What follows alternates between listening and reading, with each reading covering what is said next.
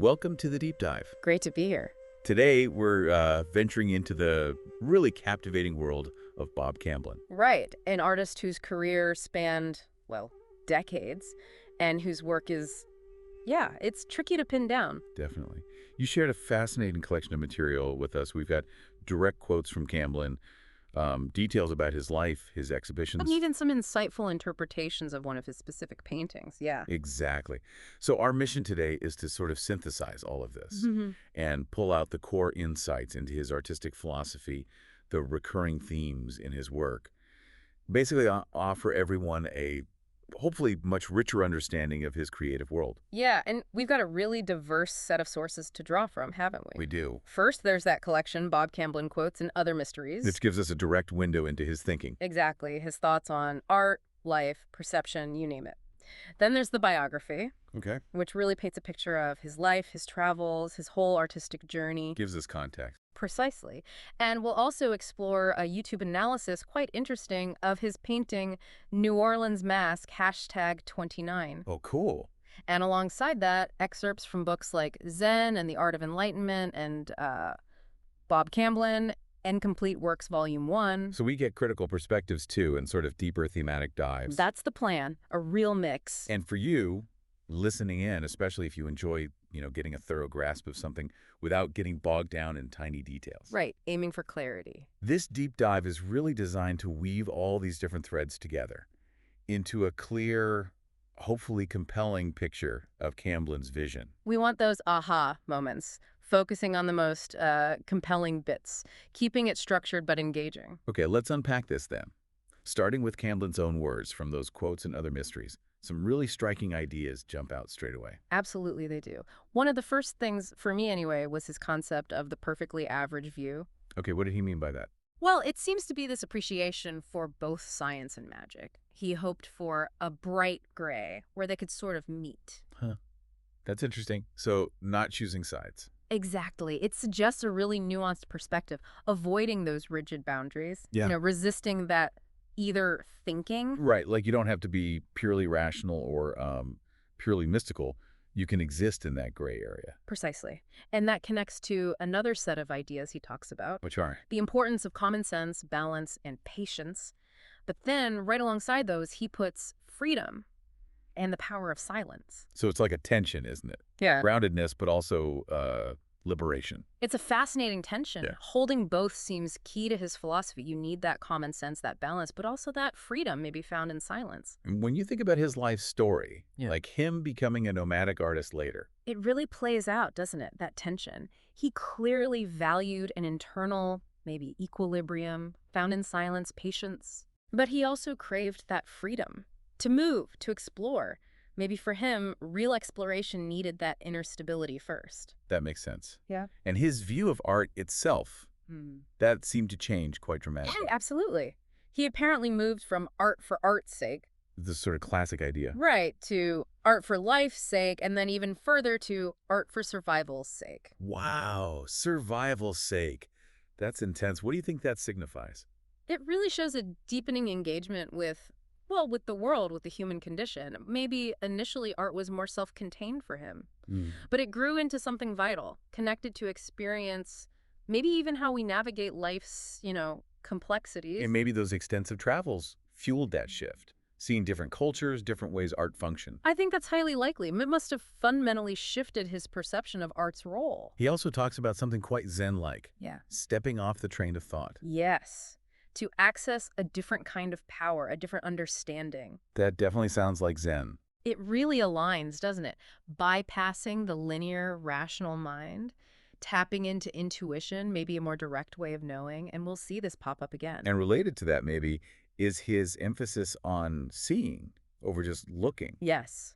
It's not passive. It's not just glancing. You have to truly perceive. Exactly. He's highlighting the active nature of understanding. It's an engaged process, observation, and interpretation. Which connects directly to his idea of fooling the eye and fooling the mind. Perfect connection. He wasn't just making pretty things. He was actively engaging with the viewer's perception, like on a deeper level. Prompting questions about how we see. Yeah, pushing you to question your own way of seeing. Which makes you think about those later works with hidden meanings, the puzzles. Totally. And he also had this, well, quite forgiving view. That there are no mistakes. Oh, I like that quote. Yeah, that we're always doing the best we can, and mistakes are just, part of learning. That suggests a real acceptance of the creative process, doesn't it? Yeah. As inherently messy. It does, and it fits with his own willingness to keep changing, keep experimenting with different styles and mediums, growth through trial and error. Okay, and then there's the difference he draws between believing and knowing. Right. He links knowing specifically to mystical experiences, not just things you learn from a book or doctrine. So back to that direct experience idea. Exactly. Believing can be secondhand. Knowing, for him, seems to come from a more personal, maybe even spiritual place. Intuitive, less intellectual. And finally, his thoughts on magic. That was interesting. Very. He saw it as positive when used for seeing, for insight, but negative when used for, power or control. Gotcha. And he suggests this magic seeing can lead to a deeper understanding and to art that's tied into the endless part of life. So art born from insight connects to something timeless, fundamental, as opposed to art just about ego or trends. That seems to be the distinction he's making, elevating art that comes from that deeper seeing. Okay, so those are some really powerful core ideas from his own words. Now let's layer in some biographical context, see how his life might have shaped these views. Born 1928, Oklahoma, creative family. Yes, very much so. Both parents were artists, so he was, immersed in it from the start. Even art director for his high school yearbook. Right, showing that early engagement, visual expression was clearly there early on. And his upbringing in Ponca City seems important, but subtly so. Yeah, the mention of the Marland estate and the pioneer woman's statue, apparently elements of the statue appear subtly in his work. As a tribute to his mother. Exactly, Bob Camblin. It shows how personal history, even seemingly small details, can feed into the art. And he had this really significant, long-lasting friendship with Forrest Harrisberger. Absolutely, over 6 decades, built on, as they apparently said, good vibes as much as art. And Camblin was a huge reader. Voracious, according to the bio. Emerson, the I Ching, haiku. This intellectual curiosity, this engagement with philosophy, it clearly nourished his thinking. Then he served in the Air Force Reserve, Korean War era, and later attended Kansas City Art Institute, reconnecting with Harrisberger there. Right, and even then, Harrisberger noted Camblin could excel academically while also being totally lost in literature. So that breadth of interest was always there. Seems so, always intertwining the intellectual and the artistic. Okay, a really big moment seems to be the Fulbright scholarship to Italy. Oh, massively impactful, transformative, really. What specifically influenced him there? Well, the art, of course, the Uffizi Gallery, but also, interestingly, the Capuchin catacombs in Palermo. The macabre side. Yeah, those mummy images apparently stayed with him, fed into maybe themes of mortality, transformation later on. And Venice, he called it his real-life Emerald City. Wow. So Italy was huge. Huge. Then he taught for a while, but eventually quit academia. He did, taught at several places, Rice University included, but in 1976, he made a deliberate choice. Abandoned academia, became a nomadic artist. Which really underlines that desire for freedom we saw in his quotes. Doesn't it just? Fully dedicating himself to art, funding his travels through his art. A major life shift. And all that travel. Italy, France, Ireland, Mexico, the South Pacific. Yeah. That must have just broadened his horizons incredibly.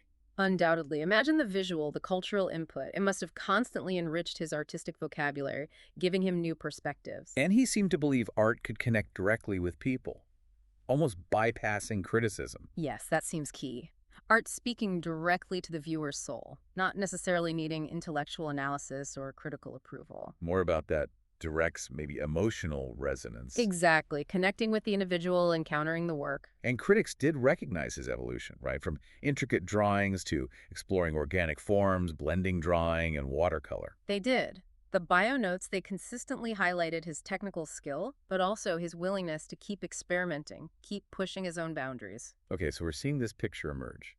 Intellectual curiosity, major life experiences like Italy and going nomadic, and this constant artistic evolution, all feeding his unique vision. It's a rich tapestry. Let's dive deeper into that artistic evolution now. Key styles, collaborations.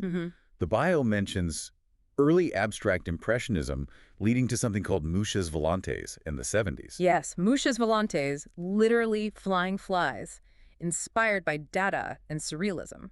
How did that manifest visually? It involved using like seemingly random dots and dashes Okay. that would coalesce in the viewer's eye to create optical illusions, shimmering images. It directly plays into that fooling the eye idea. Using how our brain works, that gestalt principle of closure. Precisely. Your brain connects the dots literally to form the image, really challenges perception. And he was involved in collaborative events, too, with Earl Staley and Joe Tate. Yeah, under names like B&E Productions and The Holding Firm. The tattoo show, camping-themed exhibitions, sounds like they were deliberately poking the bear of the traditional art world. Oh, definitely. Challenging established notions. The folk was more on the process, the collective act, not necessarily a precious finished object. Playful, iconoclastic. Fits with that art for life's sake idea, too, maybe. Taking it beyond the gallery. Good point. Yeah, it's rating it more. And he often signed work anonymous. Or anonymous artists, yeah. Yeah. Which really emphasizes that submergence of ego. Letting go of personal recognition. Right. Fits with the collaborative spirit and maybe some of those Eastern philosophies he was reading where the individual self isn't always central. Then later, in the 80s, he collaborated with Nancy Giordano, developing that Muchas Volantes style further. Collaboration seems like a real constant for him. It really does seem to be a recurring theme, engaging with other artists, blurring those individual boundaries, a belief in shared creativity. The biography also lists some recurring images. Right. Gloves, scarecrows. Machined objects, metamorphosis themes, and a figure named Saint Bambola. Right. What do these suggest? Are they symbols? They seem to function as a kind of visual vocabulary. Scarecrows, apparently inspired by Günter Grass, might relate to transience, renewal, the human condition maybe. Metamorphosis clearly ties into his fascination with change, cycles. Saint Bambola feels more personal, maybe a private mythic figure for him. And this deliberate ambiguity we keep circling back to. The text in drawings that might be clues or traps. It really reinforces that desire for active engagement. He's not just giving you the meaning. Is making you work for it. Exactly. Inviting you in, making you a participant. The text adds complexity, sometimes an entry point, sometimes maybe a misdirection, forces you to look deeper. He also apparently wanted to remake Goya in 20th century terms. Yeah. That's ambitious. It's a bold statement, suggests a connection to Goya's unflinching look at humanity, the irrational, the dreamlike. Right. And Camblin wanting to translate that questioning spirit, that imaginative exploration, into a contemporary context, grappling with 20th century anxieties. And his drawings became ends in themselves, monumental with visible corrections. Yeah, elevating drawing beyond just a preparatory sketch, making it a major form. Yeah. And showing the corrections, that reveals the process, right? The evolution of the piece, makes the act of creation transparent. Interesting. The bio also mentions Hugo van der Goes and Goya influencing his 60s work. Poetic suggestion meets emotional weight. Shows his deep art, historical knowledge, and how he could synthesize different sensibilities into his own developing language. Then the 70s saw that shift toward the mystical subjective states of mind, puppets, skulls, murky water. Yeah, delving deeper into the subconscious, the symbolic, using those motifs to tap into universal experiences, maybe the uncanny, the mysterious. And finally, the 80s, with drawings and watercolors interwoven, those illusionistic surfaces with camouflaged images. Brings us right back to needing to look beyond the obvious. You have to spend time with them. Exactly. They reward that sustained looking. Hidden images reveal themselves. It's a visual game, inviting you to look closer, discover more. Okay, what an incredible range. Styles, collaborations, themes, a really complex, stimulating practice. Let's zoom in now on one specific work, New Orleans Mask, #29. Using that YouTube transcript and the Zen and the Art of Enlightenment excerpt, can you describe it for us? Sure. It's described as, well, abstract, definitely dreamlike. You've got these overlapping figures. Figures, like people. Some seem animalistic, some humanoids, some more mystical. They all blend together. The colors are muted pastels, earthy tones, and scattered throughout are these golden orbs. Golden orbs, okay, giving it a luminous feel. Yeah, ethereal, numinous, exactly. Yeah. So how does the Zen perspective interpret this? Well, it sees the overlapping figures as reflecting interconnectedness. The illusion of a separate self, no self. The dissolving boundaries. Exactly. The fluid nature of existence. And the golden orbs. They're interpreted as kensho. Gensho. Those sudden glimpses of enlightenment and Zen, moments of realizing that interconnectedness. Okay, and what about the I Ching interpretation? Hexagram 49, revolution or molting. That focuses on transformation, renewal. The blending figures are like shedding old forms, old identities. Molting like a snake shedding skin. Right. And the golden orbs here are seen as moments of clarity or insight that come during that change. Potential for growth when you let go of the old. And there were Taoist echoes mentioned too. Yeah, the merging forms seen as embodying the Tao, that fundamental flow of the universe. And the orbs. It's like the guiding light of the Tao. The overall fluidity mirrors the Taoist movement, inviting surrender to life's flow. It seems you could also read it on a purely human level too. Absolutely. The blending forms as shared emotions, memories, experiences connecting us all. The orbs become those moments of awakening, insight, compassion within that shared journey. And art, historically, where does it fit? The analysis links it to symbolism, mysticism, dreams, the subconscious, Okay, to surrealism blurring reality and imagination, makes sense. and to visionary art depicting otherworldly experiences. The techniques he uses, soft shading, overlapping lines, enhance that dreamlike quality. So it's really more than just a painting. It's like a visual meditation. That's a great way to put it. An invitation to contemplate transformation, interconnectedness, those fleeting moments of enlightenment. Encouraging us to reflect on our own boundaries, look for our own golden orbs. Exactly. And embrace transformation. Okay, let's broaden out again to the philosophical ideas underpinning his work, using those reviews and forewords from Zen and the Art of Enlightenment. One reviewer called his art questions disguised as images. I love that description. It's not about answers. It's about prompting thought, curiosity, inquiry in the viewer. Like, the book itself is a conversation between art and philosophy. Right. Acknowledging neither has all the answers. And he transforms ordinary things into symbols. A trap, a tattooed arm, a frog. Precisely. Using the everyday to explore big ideas. Entanglement, history, wisdom. The frog embodying Zen wisdom, for example. And his drawings are paradoxes made visible. Traps that don't trap. Structures that don't move, disappearing objects, like blueprints for ideas, making us rethink assumptions. And there's a strong exploration of illusion, both visual and metaphorical, meditating on impermanence. Yes, those vanishing acts, the sleight of hand, Yeah. visual meditations on the transient nature of things, the futility of holding on too tight. And the traps motif comes up again. Fear, time, self-made traps. Highlighting how we get ensnared, limited, prompting reflection on our own limitations. The book also mentions stillness, not just physical stillness. Right, a deeper, enduring stillness. Persisting even amidst chaos, finding inner peace. Questioning if constant outer motion is always progress. Interesting. The foreword connects art history's evolution to changing human perception, resonating with Zen and the I Ching. Yeah, drawing parallels between shifts like realism to impressionism to abstraction, Okay. and Zen's focus on direct experience, or the I Ching's cycles of change.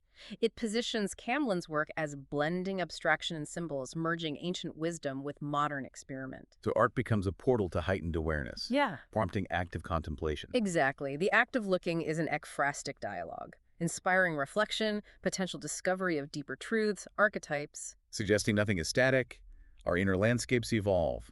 The art is metaphor, not instruction, a catalyst for personal discovery. Yes, the aim isn't to tell you something, but to awaken intuitive understanding. You become an active participant in shaping meaning, re-examining your assumptions. Promoting this idea of everyday enlightenment, finding insight through art and language. Yeah, challenging conventional perception, finding the extraordinary in the ordinary, embracing impermanence as liberating. His art is koans, disrupting linear thought. Beautifully put. The book itself, or his art, as a meditation tool, an exercise in mindfulness. It all seems to circle back to slow down, look carefully, resist easy answers. Precisely. Engaging with his art is the practice. Self-inquiry, appreciating complexity. Okay, let's shift focus slightly to Camblin himself, his persona. He sounds enigmatic, based on quotes about him, described as a mystical trickster figure ripe for rediscovery. That paints a picture, doesn't it? Insightful but elusive, challenging convention, defining easy labels. George O. Jackson Jr. called his art a portal, like reading a book, emphasizing his dedication to purity, excellence in life too. Highlights the depth in the work, rewards thoughtful engagement, and suggests his art and life were connected, a holistic approach. Earl Staley remembered him as a creative force in Houston, teaching through collaboration, emphasizing drawing fundamentals. Shows his influence on other artists, his commitment to core skills. Penny Serling recalled him questioning everything, loving collaboration that led to discussion, laughter. Sounds like fun to be around. Absolutely. That spirit of inquiry, the joy in shared creation, seems central. Carolyn Farb saw him as a free spirit, one of Houston's old masters, with autobiographical threads in his art, Reinforces the personal nature of his work and his impact on the Houston scene. and often described as iconoclastic and enigmatic.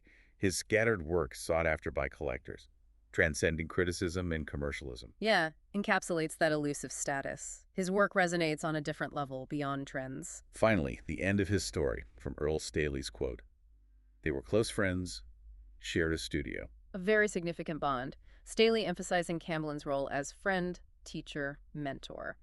And Camblin eventually dropped out of the Houston scene, moved away, Oregon, then Louisiana, limited contact. Yeah, reinforces that free spirit image. Choosing to step away. Apparently felt uncomfortable on a brief return visit before he died. A sense of detachment. There were attempts at a retrospective after his stroke, and Staley mentions treasures in his estate. The legacy continues. It does. Despite his withdrawal, his contributions are valued, remembered.